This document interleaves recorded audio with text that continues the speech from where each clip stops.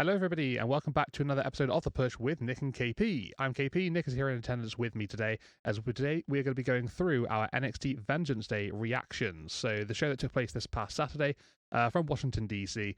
It was a bit of a thriller. We really enjoyed this show.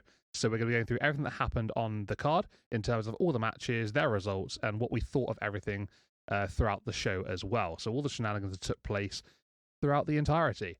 How about we get started then with all the action, and first of all, the first match of the night, which was for the NXT Women's North American Championship. We saw Stephanie Vicaire going one-on-one with the current champion, Fallon Henley. And in the build-up to this one, we were asking questions as to regards of how important were the rest of Fatal Influence going to be in this one. So you're talking the likes of JC Jane, Jasmine Nix, obviously being at the hand of Fallon Henley.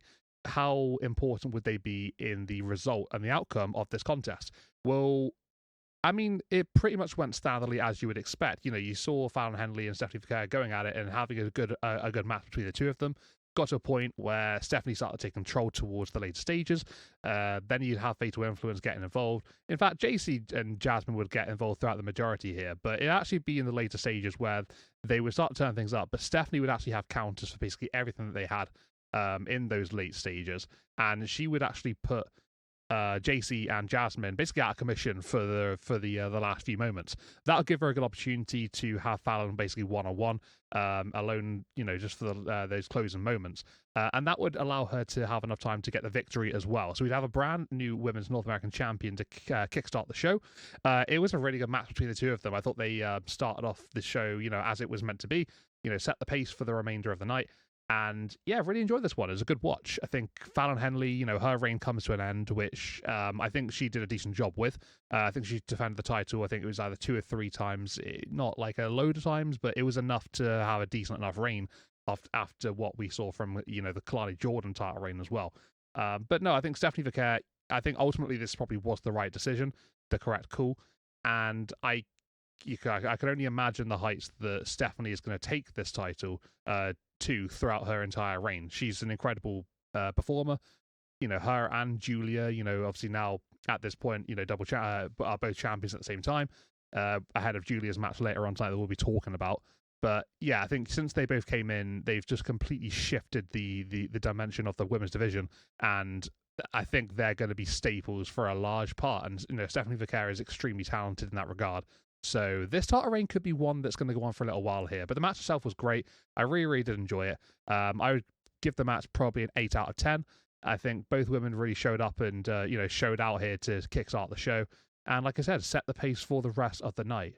Nick, what did you think regarding this contest then? Are you happy with the outcome? You know, Stephanie Vicaire winning her first singles championship in WWE since, you know, obviously coming over at the end of last year. And what did you make of Fallon Henley's reign after this match between the two of them? The only issue I have, and I'm grasping at straws here, but I felt like Vicaire had an answer to everything. Kind of make them, kind of made them look like they weren't really an issue. As you mentioned, anytime they tried anything, Vicaire had an answer for it and didn't even really appear to struggle, in my opinion. But yeah, I thought that match itself was really good. Vicaire looks is a little maybe too dominant, perhaps. But again, just a testament to the character that she is. But yeah, I felt like Fallon Henley's reign was decent enough. You know, maybe on the short side a little bit, and was the reason for her getting the title to set her up for Vicaire. You know, a heel versus face dynamic, but now with Fallon going possibly heel, maybe that didn't need to be done anyways. But a nice taste of what Fallon Henley could do with the title, and I feel like she was worthy of it, and I felt like I feel like that went well. So I feel like it won't be too long before we see another title on her. I think it was just a bit of bad timing on her part because we had to put a title on someone as big as Vicaire when they get in the business. Problem is, now we have Vicaire and Julia, both with titles. Who's going to take that from them? So perhaps we booked ourselves into a bit of a corner, but more on that later with the main event and things that happen after that. But as far as this match alone, I really like this match, and I felt like it was a good contest to kick it off. Kind of debated what would start off. I felt like this was just as good of an opportunity to kick things off, and everyone was very much behind Stephanie. So yeah, this was a really fun match and a great way to kick off Vengeance Day. Give this one a 9 out of 10. Yeah, I mean, I agree with everything you just said there. I think when it comes to, starting the show, this was a great way to do it. The women, really getting the chance to just show why the division is so unbelievably stacked and has unreal depth throughout the entirety of it. So Stephanie McCare, like you said, I mean, it does make you have that picture of who is really going to be able to take this title off of her. I think, maybe we worry less about that right now and maybe worry about that a little bit more down the line. But right now we can look forward to what is going to be, I would imagine, a very, very good title reign for Stephanie Vercaer. She's going to be very dominant, and she's going to, I think raise the level of what this title can bring and what it can mean. How about we go through into our next contest of the night, which would be the NXT Tag Team Championship match that would take place between Josh Briggs and Yoshiki Inamura. They would take on Fraxium, so Nathan Fraser and Axiom. And this is a match that I feel like whenever Fraxium are involved, we expect an absolute banger. Like, we expect an incredible contest. And it always tends to be like one of the, if not the match of the night when these guys are in the ring, because they're that good, they're that talented. And they actually cut, I don't know if you saw it, but they on the countdown show just before Vengeance Day took place, they cut a really, really good backstage promo, and it was like a vignette type thing, more than a backstage promo. But they basically went on to say how, a year ago they were, looking to go on to win the tag team titles, see if that can be possible for them. They'd previously won the Dusty Cup, and they were looking back on all of their history together so far, going back to that, that rivalry that these two had with each other, and to now be regarded as, one of the greatest ever NXT tag teams is quite something. And they were even looking ahead to saying, like, look, we have defeated so many tag teams on NXT. What if, we can raise that ceiling? We go up to the main roster and we can see the likes of us taking on DIY and, the Creeds and, the War Raiders and all teams like that. And just for them to be thinking, and they actually said the words, we could be one of the greatest tag teams of all time. And I think genuinely these guys, when they get into the ring, they can really show people why they are just is so incredibly good. And I think they could very well one day be regarded as one of the greatest tag teams. If they keep these guys together for a long period of time, they can really be like that. So yeah, I think it's a very exciting future for what these guys have got ahead of them. But for now, the match itself between them and Josh Briggs and Yoshiki Inamura, it was a really good contest, as you would expect from these two, like I mentioned moments ago. Every time these guys step in the ring is great, and this one was no different. It was really, really good throughout the from start to finish. The pace that they generate within the matches is just so unbelievable. It's so quick, so fast paced, and it's so fun to watch. I think that's the key word here. It's really, really fun every time these guys step in the ring, and I absolutely love it when they have a tag team match, because it's just great. It's just unbelievable. And this was no different. So Josh Briggs and Yoshiki Inamura, I think they've done really well here because they haven't been together that long. They've only been together for roughly about 6 to 8 weeks, something like that. So relatively short in terms of being a tag team together. And the build up was basically these guys, feeling like they've been being, ducked by the tag team champions. And I think they showed why they are a serious, threat to the tag team division, because they were brilliant as well in their own right. Josh Briggs bringing the power game, the unpredictability factor as well, perhaps you could say.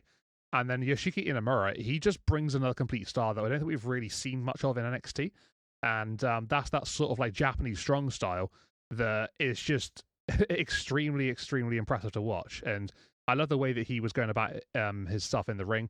I think the two worked really, really well together. I'm not sure how these two actually did, come together in Japan while Josh Briggs was out there. But however it worked, it really has worked. That's what it is. But yeah, really enjoyed this contest. Fraction retaining was the right call in my opinion. And I can't wait to see what's next for these two, because, as we go into, WrestleMania season, stand and deliver for NXT, I think a big match is coming up for them. I just don't know what it is, because they seemingly have gone through the entire tag team division now. So yeah, who knows who is next. But one team that could be next, possibly, is the faction that actually attacked everybody post-match. We would have sort of vignettes in the build-up to this contest and this show in general, Vengeance Day, of 4 men. It's sort of like a shrouded picture, shadowed out, not really knowing who any of them were. And they would all storm the ring at the end of this matchup. They would attack everybody. So Nathan Fraser, Axiom, Josh Briggs, Yoshiki Inamura, they'd lay them all out. And it would basically be their first time being seen together as a group, actually sort of doing something except for being a sort of like a sketchy shadowed figure in a vignette. I think they could, depending on how they're being booked going forward, they could be, a realistic threat to these guys, but obviously we don't know anything about them yet. So perhaps that could be something, Axiom and Nathan Fraser, they're not going to want to just let that attack slide. So maybe that's the future for them. Nick, what did you think regarding this one, buddy? I know I've spoken a lot there about this match, but I feel like these two absolutely deserve every single bit of credit that they get. And Josh Briggs and Yoshiki Inamura are really impressed for me. And the decision to have Fraxium retain, absolutely correct. What did you make of that, as well as the attack post match? Yeah, quite a bit to talk about here, but I feel like everything you've mentioned already is rightfully deserved. We mentioned probably too early to lose the titles to Briggs and Inamura, but wow, they did an incredible job, and I think this is kind of a Fraxium's kind of a bit of a double-edged sword with them because they're so good, and every time we see them in the ring, it almost is like the 205 effect. You remember how well those matches, how entertaining those matches were, and just every single time, high flying, and we had gotten so used to it that when we saw it in the ring, you're like, okay, well, what now? Eventually you have to do something different because you come to expect it, and it's no longer impressive anymore. And I feel like Fraxium kind of has that effect on you, and not comparing the two in terms of what they could do and what they can't do. Just feels like they have that effect in terms of what now, because we've seen you impress us like this every time, and somehow they still seem to impress us. So with that being said, I felt like we kind of discussed this before. It was too early to give up the tag team titles, but you could do a job and do justice to Briggs and Inamura to show that they deserve to be here, and they did exactly that. Somehow Briggs, looking as good as he did, still ends up being the least focal point of the match. I think, arguably, at least in my opinion, it felt like with the crowd too, Inamura here was incredibly over, and his style, as you mentioned, is so unique and something I don't think I've ever seen. And I think these guys, what felt like kind of a makeshift tag team, it would not be far-fetched at all to believe that they could have the titles by Stand and Deliver, to me personally. But yeah, I think Inamura has endless amounts of potential just with his unique style, and he was, like I said, it's just so incredibly over with the crowd. I think he has a big future ahead of him, just based on how unique he is in the ring. But yeah, that being said, I believe Fraxium was the correct choice. A long-winded way to say that again, but yeah, and the debut of these masked figures afterwards. Yeah, we'll see, I guess. But we've seen this before, right? KP, we've seen the masked figures come up and attack talent. It doesn't typically work. That being said, seeing that on Maine, we've seen that several times. Unless the talent is well known, it doesn't really have the effect. Like, why are you masked? Um, yeah, yeah.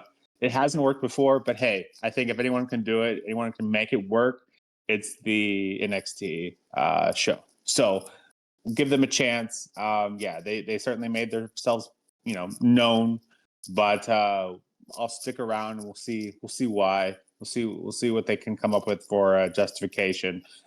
It's just I've been fooled on this little gimmick one too many times, but we'll give it one more shot. But overall, I think the match was incredible. 9.5 out of 10 for me.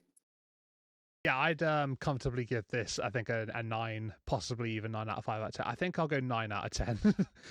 It's so difficult to, I feel like the margins are already fine at this point, but I think comparatively speaking, compared to the previous Fraxium matches, I think maybe this is a little bit of a step down for what they're used to, but the standards are so incredibly high, so that's not a an insult in any way, shape, or form. It just shows how good these guys really, really are when they go about their business. But yeah, I mean, you made a great point about the guys that attacked afterwards. Sometimes they can work. The majority of the time, perhaps not. So I guess we have to wait and see what happens. But yeah, I mean, whatever happens. We'll just have to wait and see. But for now, another group of masked individuals, hooded, covering up their faces, and we'll have to see, what the hell happens from here on out. But yeah, I mean, it literally, we don't know too much about it, but for now, just be impressed by Fraxium and their absolutely brilliant matches that they always seem to have. How about we move on to what happened next then, guys? And this would be a strap match between Eddie Thorpe and Trick Williams. In the build up to this one, Eddie Thorpe would essentially be a thorn in the side of Trick. He would get involved in Trick's matches, as recently of last week, costing Trick and Obafemi a tag team contest against A-Town Down Under. And, Trick has been struggling to really get past and get away from Eddie Thorpe and his antics here. Going into this match, I'm pretty sure the both of us, correct me if I'm wrong here in a minute, Nick, said that Trick Williams was going to win, and we didn't really think anything more about that. I remember watching the show and watching this contest, and when Eddie was about to win, I literally said to myself, wait, is he actually winning this? And then, lo and behold, a few seconds later, he had his hand raised in victory. I genuinely couldn't believe that Eddie Thorpe had won this contest against Trick Williams. I didn't see that coming whatsoever. Really big shock, really big surprise. Former NXT champion and Trick Williams losing here to Eddie Thorpe. Yeah, I just didn't see it coming. It sort of like hit me from the side, and yeah, that was quite the surprise. But yeah, Thorpe winning, I mean, it's great for him, on a personal standpoint for himself. He'll be absolutely chuffed to bits with that. Probably his biggest win in NXT so far on a PLE stage. NXT Vengeance Day as a former NXT champion. It's not a bad victory to get, and obviously in a strap match, we don't see those too often, and I think personally there is a good reason for it, and I'm pretty sure you think the same thing. Strap matches do tend to be a little bit subpar for the majority of the time. I struggle to really enjoy them. There's only so much you can do in a strap match, right? But I thought this one wasn't too bad. I quite enjoyed it for the majority. But yeah, very big shock with Eddie Thorpe winning. And as far as a strap match goes, I did quite enjoy this contest. So I would give this one a solid 7.5 out of 10.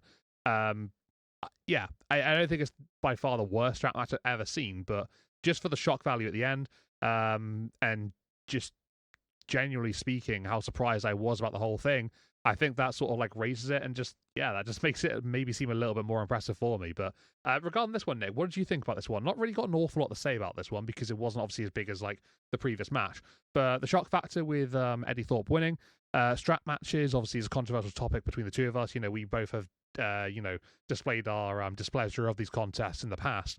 How did you think this one lined up in comparison to the other ones we've seen before? And that win for Eddie Thorpe, what do you think? Yeah, with where they are in the card after the first two matches, this one definitely suffered for that. But yeah, strap matches are one of, if not my least favorite gimmick match in WWE.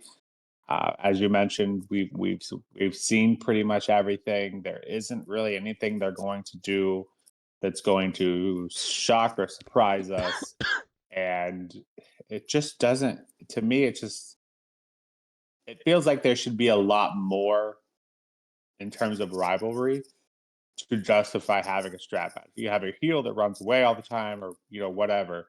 Yeah, this one just didn't feel like it was justified yet. But yeah, I don't have anything to complain about, and outside of I just don't like the match type. It was good enough. The ending was kind of sudden. And Trick Williams looked, he dominated this match for the most part, in my opinion, and looked really good, by the way. In terms of his matches, I felt like he really showed emotion, and I felt like this one's probably up there on his list, and for it to be a strap match, is a statement. I don't think Trick should have lost here personally, but I understand the reasoning for it to help build up Eddie Thorpe beating what is now a main event star on NXT. Um, so yeah, I didn't love the ending, but as you mentioned, it was very shocking. Seemingly came out of nowhere. Like, oh, okay, he's gonna win. All right, good for him. Yeah, I don't think Trick should have lost, but I'm not gonna put that in my decision for the match. But yeah, all things considered, this was probably one of the better strap matches I think I've seen. Definitely in the top three, probably. So yeah, just because where it fell on the card, it felt like lackluster. But all things considered, it went well enough. So yeah, give this one a 7 out of 10. Yeah, let's just not do strap matches. I think we can agree on that. Yeah, I think we can agree on that. I think, for us to have an average of 7.25 out of 10, for a strap match, I think is pretty impressive, actually. So it just is a bit of a credit to how decent this one actually was. But yeah, I mean, Trick losing, like you said, maybe it was the wrong decision. I think it possibly could have been the wrong call. But yeah, I don't really see a way back for Trick Williams into the NXT title picture.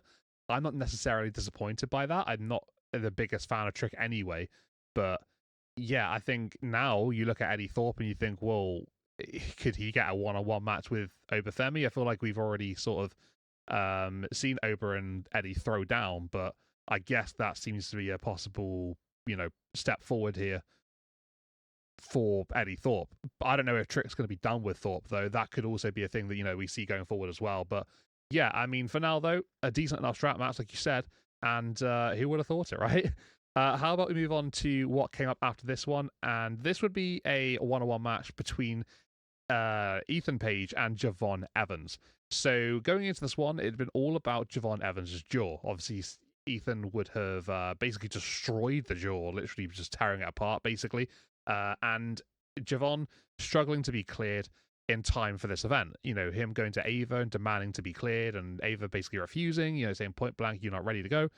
And Javon would basically find a way in order to get himself cleared to take on Ethan Page. And I think we both thought in the build up to this one that it's been so one-sided towards Ethan Page that Javon Evans was basically, guaranteed a win here, right? It was going to be, a case of the the one man who has had it all against him, getting that big payout at the end after beating his vicious rival. But it was the opposite. It was actually Ethan Page defeating Javon Evans, and I guess rubbing salt into the wound. Adding insult to injury here, literally, and basically how it went down. It would be exactly like that. Ethan would eventually, after a whole lot of offense from Javon Evans throughout the entirety of the match, it would actually be Javon for basically, I'd say about 85-90% of this contest. It would be all Javon Evans. He would come out the gates hot, flying, completely aggressive, taking Ethan Page all around the ringside area as well as in the ring. And it would be a really good display of essentially dominance from Javon for the most part. He looks really impressive, and he is very, very good when he when he's given the time to do so. He's very, very, like you say, bouncy. But not only that, but he's very technically good as well. Like, he's so athletic and agile that it just adds an element to that I don't think we see from many people at all. And he's very fun to watch. But no, he displayed that throughout basically the entirety of the match. He went for a big move, looking to finish the contest off, and Ethan Page would hit a right hand to Javon Evans' jaw. That was the shot that everyone thought could happen during this matchup, but whether, it would be such a big influence or not, that would be the question. Once Ethan Page hit that right hand, Javon was done. It was essentially game over from that point. We saw the mouth guard just completely fly across the ring, and Ethan Page didn't take too long afterwards to wrap things up. But Ethan had the battle scars from this one. He was busted open, I think about the midway point of the contest. It was a really good match. Like, I thought the dynamic for this one was quite interesting. Ethan not getting much offense in throughout the majority, and Javon Evans really dominating for the most part. But then Javon ultimately losing because maybe he shouldn't have, tried to be cleared for this contest. Perhaps if he waited another few weeks, things would have been a little bit different. But maybe a lesson for the young OG in this particular matchup, and the veteran, Ethan Page getting a victory that he'll be he'll be very, very happy and pleased about. I thought this match was really good. I gave it an 8 out of 10, and yeah, I really, really am a big fan of Ethan Page and everything that he's doing at the moment. He's a cracking heel, and just everything about his game is just brilliant. So yeah, Javon Evans, he showed up and showed out here, put on a very good performance for himself, very impressive as usual, and yeah, just thought this match was a killer, to be fair. Nick, what did you think though regarding Ethan Page? Did you think it was a pretty big shock win? And Javon Evans, he just can't he just can't get a bit of good luck at the moment, can he? Ethan Page has his number, and yeah, also has his jaw. Basically, what do you think? Yeah, back to back decisions that shocked me, and that we, as you mentioned and we discussed before, Evans kind of needs to get this to get some momentum back. But the one caveat that I did mention in the predictions was, if Evans were to lose here, then we'd really see kind of that trying of his character, and see kind of what. Well, okay, you took another one to the mouth, literally. What now? And at first, I didn't think that was a good idea. You don't want to be too. You don't want to have any rivalry be too dominant. But watching this match and just how it played out was truly incredible. The character work from both, but especially Ethan Page. Ethan Page isn't going to wow, at least he hasn't wowed me in the ring in terms of what he can do. But his in-ring IQ and his character work are second to none.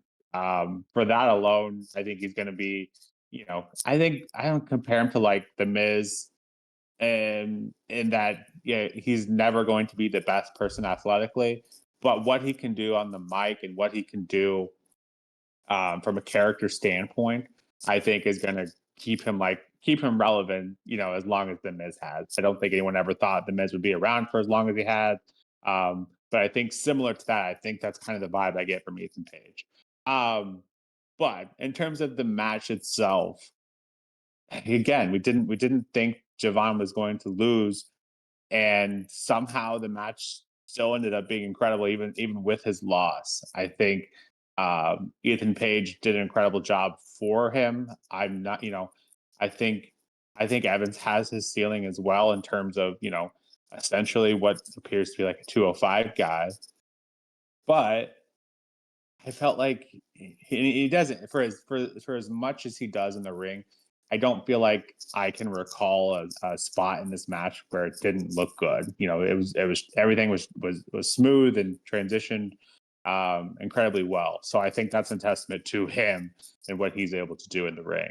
Um, but yeah, that the ending, and specifically the point where the mouth guard fell out of the mouth, um, was absolute cinema. And the end scene with him holding his jaw and the quote unquote blood falling from his mouth was really an image. And I think he can use that to further just continue the storyline. Ethan Page's some devious smile in the back. This was storytelling, and this was incredible to watch. And it was, the in-ring work was great, but what that lasting image in our head, particularly this one shown, that's what's going to stick with us and continue this rivalry. And after thinking about it and processing it, I think this is the right call, because now the young OG has to prove himself. You're still very much the underdog. What are you going to do about this now? And so now he has even more. As if he didn't have enough, he has even more reason to seek revenge. So I think maybe we see the payoff for this at Stand and Deliver, and I have no issues with it. Only problem you might run into is, will it be as entertaining as this one? But yeah, this was a ton of fun to watch, and I'm curious to see what they do next. Maybe the younger G has to show a bit of a heelish side. Eventually, we've talked about this to wits end. You can't have the ultimate babyface succeed without a little bit of edge to him. So maybe this is what he needs to help him get through Ethan Page. But yeah, Ethan Page makes everything seem relevant, and he's an incredible character to watch. So yeah, this one gets a 10 out of 10 for me. I felt like while the in-ring stuff wasn't that of what the first two matches were, the storytelling was arguably the best of the night. Yeah, I think I'd probably put it as the best of the night. But yeah, this was a ton of fun to watch. Very high plaudits, and to be fair, I completely understand why. It was a cracking contest between both men, and yeah, the storytelling, like you said, it was absolutely phenomenal during this one, and it really is interesting to see how this one goes forward from here. Javon Evans seemingly completely out of his luck at the moment, and Ethan Page, he's got his smile back, let's put it that way. Let's move on now, guys, to what came up next, and that would be a triple threat contest between Obafemi, the current NXT champion, Austin Theory, and Grayson Waller of A-Town Down Under. So the dynamic being in this one, Obafemi essentially up against a tag team. That was basically how it was booked and how it was built to be. Then going into the contest, we saw, a little bit of disarray between Waller and Theory this past week on NXT, but that was ultimately just a ruse in order to to reel in Obafemi. The match would go basically how we called it, I think, on our predictions podcast, where we would basically say how Austin Theory and Grayson Waller would essentially, double team Obafemi for the majority of the contest, and that's exactly what they did. Throughout the probably 80-90% of the match, that would be pretty much what happened. I don't think once we saw Austin Theory and Grayson Waller throw down, like squaring up and actually physically wrestling each other, although it was hinted at for a brief moment before Obafemi got involved, we did see moments of, a lack of cohesion, lack of chemistry between A-Town Down Under. And that was always going to happen. When the NXT title's on the line, when there's a singles championship available, only one man can win it. So at the end of the day, they know that, and they know that it can only be one of them that's going to get the hand raised. So it would get to a position where I think Austin Theory would actually be looking to get a pin after hitting the A-Town down on Obafemi, and Grayson Waller would actually pull the referee out of the ring, stopping the count. So it would get to positions like that throughout the contest where they would essentially be a thorn on each other's side, and they would cost the other from winning that championship. Obafemi would eventually take advantage. You get Grayson Waller alone in the middle of the ring, and he would get the job done, hit that huge powerbomb, and cover for the championship being retained. It went pretty much as expected here. It was a good enough match. Quite enjoyed the dynamic between Obafemi and A-Town Down Under, them sort of working together, then ultimately costing each other in parts. I guess you could say quite predictable. It doesn't mean it was essentially bad. It was just you could see it coming a mile off, but it was good. It was a good contest between all three men, and definitely the right winner. Having one of A-Town Down Under win the title would have basically made no sense, and it's probably a good thing that they didn't have them completely come at each other's heads in this matchup, because they'll ultimately do that eventually on the main roster during an episode of they're on Raw now, aren't they? So that'll be Monday Night Raw, or even possibly a PLE, depending on what happens between the two of them. But yeah, no negatives from this one really, as far as I'm concerned. After the matchup, we would have Obafemi celebrating in the middle of the ring, and then the guys that we mentioned earlier on who attacked after the Axiom and Josh Briggs and Yoshiki in the mirror match, they would come down once again. They would be seen in the crowd, lights would go off, they would then storm the ring, they would attack Obafemi, and they would lay out the NXT champion in quite, dominant fashion. I mean, there are four of them, so you would expect it on one man, even someone the size of Obafemi. But yeah, these guys still around at the time, and they've attacked the NXT champion, they've attacked the NXT tag team champions. So I guess really the image they're sending is nobody's safe. But yeah, these guys, they're clearly going to be a menace. As to what they can accomplish, we'll have to wait and see. But they're clearly after everyone and everything. Nick, what did you make of the NXT Championship Triple Threat contest? Did you like the dynamic between A-Town Down Under and Obafemi? And yeah, I'm assuming you think that Oba Femi winning was the right call. What did you make of the attack afterwards from these four gentlemen on the screen?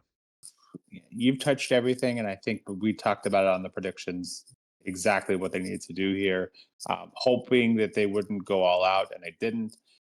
Similar to the opening contest, felt like there was a line here that you could have done too much, and I felt like they didn't. I felt like it was just the right amount of back and forth between A Town Down Under. So no issues with that. It didn't feel unbelievable. It just felt the right amount of, you know, without making Oba look, kind of dumb. And so, yeah, and I think Oba came out here looking the best. I think that's the key point. That's the key takeaway. And I felt like they drew it up. The ending was quite well drawn up, I feel like. So, yeah, nothing groundbreaking, but good enough. Glad this wasn't the main event. We talked about that too. This wouldn't have been a great a way to end the show. So yeah, Obafemi is absolutely the right choice to win, and yeah, gave this one a 7 out of 10. Probably the worst of the night. By no means unwatchable or anything, but just kind of there. Unfortunately, the rest of the card was really good, and so this one just you know wasn't for me. With these guys showing up once again to attack Oba, you mentioned bringing up, them doing this for the second time to prove a point that no one's safe. Could argue that attacking Oba would have been a bigger statement and also a bigger way to show yourself first. Maybe attack the NXT teams on NXT to prove that point that no one's safe. But I think this would have been the bigger statement. At this point, we've already seen you. Oh, okay, here you are again, I guess. So I felt like that would have probably been the better decision, in my opinion. Feel free to disagree with me there. But yeah, okay. So now we'll see what you can do. I felt like that was probably a missed opportunity to have this be their sole attacker, the best in the NXT in terms of single star, and I think Obafemi would probably have been the right call there. Then after we had a backstage moment with Sarah Schreiber, Ariana Grace showing up who she has to help her. And none other than Santino Marella with the TNA NXT partnership. So that was a great moment. That put a huge smile on my face. I'm curious to see what they can do with that. Yeah, the Santino moment was was quite great actually. I didn't expect to see Ariana Grace. It's been a while since we've seen her. Um, I'd heard she'd been over on TNA doing bits here and there and whatever, but obviously, bringing Santino over back to WWE, in this sort of like a little NXT TNA partnership, I think it's fantastic. It's great to see a familiar face once again. I always like Santino, and yeah, to see if he's going to be a regular face, perhaps that'd be kind of awesome. I really like that for sure. Maybe supporting Ariana perhaps during her matches now that she could be back as well. So yeah, I think you made a good point about Obafemi being attacked, maybe being these guys' only appearance on the night being better. And I can see what you mean by that. Maybe less is more in the situation. I think, they've obviously gone with the element of just attack all of the big guys, and just basically just go from there. But yeah, I think, maybe just attacking Obafemi would have sent a statement like, you're the top dog, we're going to take you out, and that's all we need to do right now. But yeah, I mean, clearly, Carnage is the message from these guys, and that seems to be what it is. But yeah, I give this matchup between Obafemi and Eitan Down Under a 7.5 out of 10. I enjoyed it, and yeah, I don't think it did anything that it shouldn't have done, and it did everything it needed to pretty much dead on. So yeah, just a good match between the three of them. So let's move on now then to our main event of the show and everything that transpired throughout this contest. We would have Julia defending her Women's NXT Championship against Roxanne Perez, as well as Cora Jade and Bayley of the main roster. So this would be ultimately a match that I'd hoped and prayed that it would be the main event. Thankfully it was, because the women's division of NXT is unlike no other in wrestling right now. I think it's absolutely phenomenal. The depth is incredible, as I've mentioned earlier on already in the show, with that Stephanie Vicaire Fallon Henley match. And for reasons that I'll mention in a moment, the division just keeps getting stronger and stronger.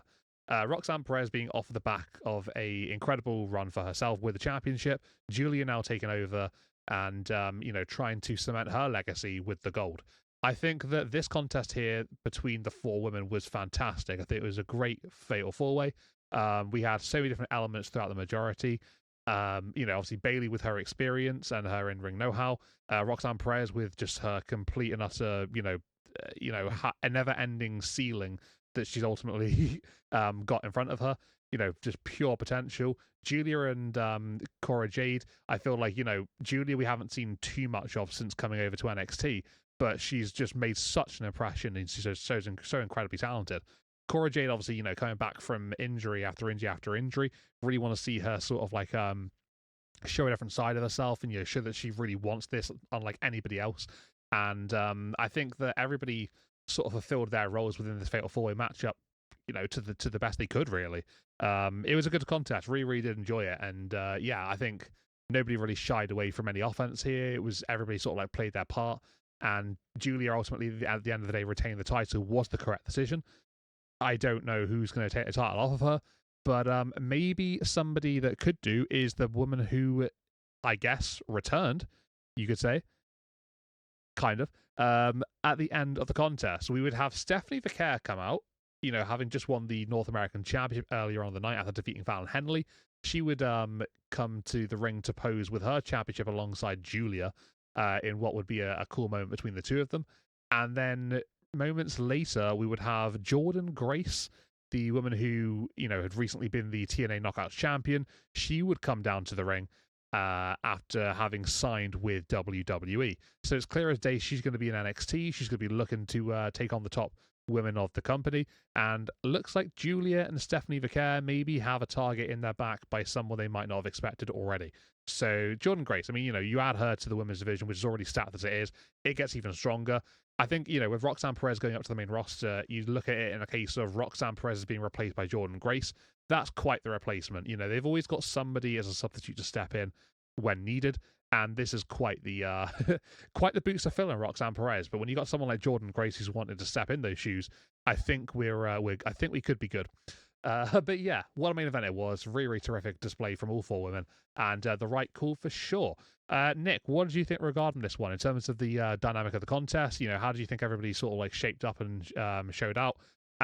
Julia, retaining, right decision, I'm sure you would think. And Jordynne Grace, obviously we'll have a bit of a conversation about her as well. But yeah, what did you make about all of the happenings regarding this main event and everything that took place? Yeah, so on the predictions video, we went back and forth and talking about who we thought should take the fall. I believe I chose Bayley just because that's the kind of worker she is, and I think choosing Roxanne was probably the best call. As if there were any doubts, I think this is kind of the way. This would be her last hurrah. And I think this would be a great send off for her to make her permanent stay on the main roster. So I'm glad I didn't choose Cora because I felt like she was getting some momentum, and so I'm glad we didn't go that route. And with Bayley already being in the Elimination Chamber and Roxanne having her qualifier as well, I feel like this is probably the best take. I feel like unfortunately this match was good, but I felt like it was overshadowed by everything that took place before, meaning the matches before, and also what took place after, which you see on the screen here. I think probably, and it's hard for a fatal four-way to make everyone look equally as deserving, and I felt like this one kind of suffered from that. I felt like Cora probably wasn't needed to be added here. But I'm glad she wasn't added just to take the fall. I think a triple threat probably would have worked better. But not going to fault it for that. I just think that I just wanted to have that on record as well. I think this was definitely better than the last match, but I think it deserved to be here, especially for the end scene we got to take away from it. But yeah, Julia is clearly going to have a long reign. Or maybe not. Maybe Vicaire and Jordynne Grace will have something to say about that. But this felt like it was a good enough match to end. I just think, there were better matches tonight. Unfortunately, I think because of the Fatal 4-Way and the last second edition, maybe just wasn't needed. But the spots were great. Maybe a bit of a spot fest, I guess. Um, but yeah, I can't quite put my finger on it. But this one didn't quite live up to the expectations, and maybe those expectations were set a little too high to begin with. But still, all that considered, gave this one a 9 out of 10. Um, so obviously, nothing too wrong with it. So maybe I'm just grasping at straws here. But the more to talk about was what we left. Seeing Vicaire walk in there with her newly acquired championship, staring at Julia. Could maybe argue, do you care about that North American Championship? You're eyeing the NXT, which obviously should be the ultimate prize. But you see where I'm going with that. Maybe she didn't need to take it off Fallon Henley. Who knows? And then Jordan Grace. My goodness, it's a problem to have that a lot of companies would love to share. But you just have an absolute stacked roster, and you have to be careful with what you do here. Because now you've kind of booked yourself into a corner. You have these two newly acquired talent in Vicaire and Julia with titles. But now you have another big acquired talent in Jordan Grace. I think Jordan is one of those unique stars that even without a title, she can be an attraction worthy of seeing. And I think what she can do in the ring is and just she has that it factor. Not to go all fanboy on you, but I feel like she has what it takes, and I don't think she needs a title right away for her to stay relevant. But this is the same thing that everyone runs into. Eventually, you have to have a title on your waist or shoulder to make yourself seem legitimate. So this is certainly interesting. It'll be interesting to see come Stand and Deliver and after who has a title and who doesn't. But yeah, I'm really excited. We mentioned this to Wits End. This roster is arguably one of the best in the world. I would argue it is. I don't watch anything out of WWE, but just seeing the star power that they have, the NXT roster is excites me more than the main roster at the moment. So that's certainly a testament to itself. So yeah, again, match was good, but the lasting effects of what we saw after just had the bigger effect on me personally. Yeah, I don't disagree with anything you just said. I think, you made some very, very good points there when it comes to, the lasting effects being maybe the highlight of the contest. I think you could be right about that. Maybe it did slightly overshadow the match between the four of them. Roxanne Perez going out possibly on this one, I think could be, the right call here. She's had an ultimately, fantastic career in NXT. So to move to the main roster now could be, in her horizon, a very, very good step in her career.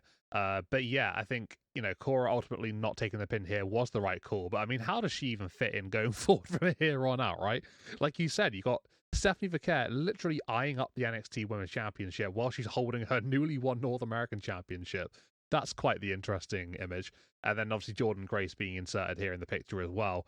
It seems like the main picture in NXT is pretty star-studded right now. And like you said, this division is very exciting. It really, really is. And this is a testament of exactly why we are so hyped and excited by it, because there's so many wonderful talent involved throughout. And yeah, I mean, the division's safe for ages, right? Ultimately, just depth and depth and depth. And we're just going to see that for many, many years to come, guaranteed. But yeah, Julia with a big win. Looking forward to seeing her reign.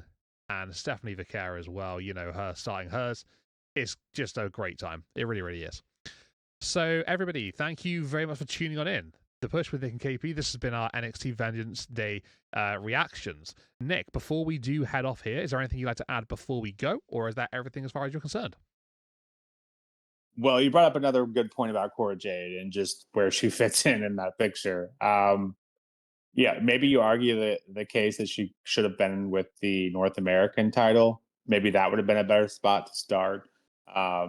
But even in that match, you had outside the ring where you had Jada Parker, Kalani Jordan, showing off her new heel face. Who was the other one? Carmen Petrovic was out in the ring as well. So you got to put all these people somewhere. It'll be really interesting to see where they take it. And yeah, I mentioned Roxanne going to the main roster, and again, I think another team would be Fraxium. I think all three of those talents, um, I think will be on the main roster come after Mania. I think they've done everything they can in NXT, and I think it's and that's no side to NXT, but I just think eventually the end goal for them is to be on the main roster, and so I think that's where those three talents should be. Overall, I want to do an overall of the show. I don't think this was the best NXT, but I think it was a hell of a way to kick off 2025. And I'd argue this is better than a good amount of main PLEs. So it's certainly no slight to NXT in terms of this one comparatively speaking, but I feel like we have seen better. And there were a couple predictable matches and a couple not predictable that I don't think went in the right direction. So overall, gave this one an 8.5 out of 10, which is nothing to bat an eye at. But curious to hear your thoughts on that one as well. But similar to the main roster, I felt like this PLE did a great job of furthering all these stories and certainly has us intrigued on both the men's and the women's side. So that at the end of the day, that's what you want, right? So this was a great PLE, and I'm excited to see what comes next. 100%. Yep, absolutely agree with you. Every single thing you just said. I think when it comes to stories going forward, this just basically brings us a load of questions as to regarding what could be next for everybody involved. And yeah, I think NXT is just a really, really good time at the moment to be watching it. It's just so utterly just solid throughout the entirety of the roster. But yeah, you made some good points. Fraxium, Roxanne Perez maybe going up either just after WrestleMania season. That could be a good choice for them because like you said, they've achieved everything. I think they absolutely deserve it, all three of them for sure.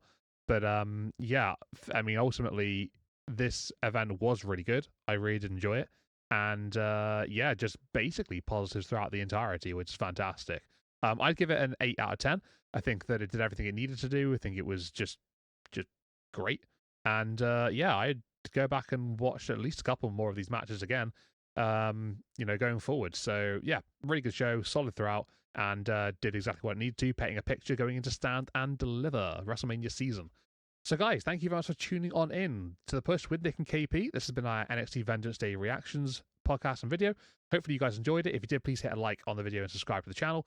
Also, let us know in the comments what you think, whether you enjoyed the matches, whether you didn't, whether you think something that we've maybe missed, then please let us know. But for now, we'll see you all in the next one with some weekly recaps of Raw, NXT, SmackDown. Until then, we'll see you all again soon. Thank you very much, everybody, and see you next time.